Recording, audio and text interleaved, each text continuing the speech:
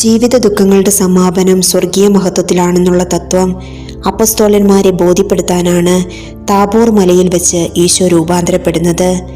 അവിടുത്തെ മുഖം സൂര്യസമാനം ശോഭിച്ചു. പ്രാചീന പിതാക്കന്മാരുടെ പ്രതിനിധിയായി മൂശയും പ്രവാചകന്മാരുടെ പ്രതിനിധിയായി ഏലിയായും പ്രത്യക്ഷപ്പെട്ടു. സമാന്തര സുവിശേഷങ്ങളെല്ലാം ഏകദേശം ഒരുപോലെ വിവരിക്കുന്ന ഒന്നാണ് യേശുവിൻ്റെ രൂപാന്തരീകരണം. യേശുവിൻ്റെ പീഡാനുഭവ പ്രവചനം ശിഷ്യരിൽ ഉണ്ടാക്കാനിടയുള്ള ഉത്കണ്ഠകൾക്ക് മറുപടിയായി ഈ സംഭവത്തെ നമുക്ക് കാണാം. സഹനങ്ങൾ അവസാനമല്ലെന്നും തങ്ങൾ അനുഗമിക്കുന്ന യേശു യഥാർത്ഥത്തിൽ ദൈവപുത്രനാണെന്നും അരക്കിട്ടുറപ്പിടിക്കുന്ന ഒരു സംഭവമാണിത്.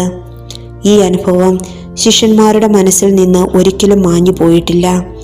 അതുകൊണ്ടാണ് വർഷങ്ങൾക്ക് ശേഷം ഈ സംഭവത്തെപ്പറ്റി പത്രോസ്ലീഹ പ്രഖ്യാപിക്കുന്നത്: കർത്താവിൽ വിശ്വസിക്കുന്നവർക്ക് ജീവിതത്തിൽ എപ്പോഴെങ്കിലുമൊക്കെ വിശ്വാസയോഗ്യമായ ദൈവാനുഭവം ലഭിക്കും.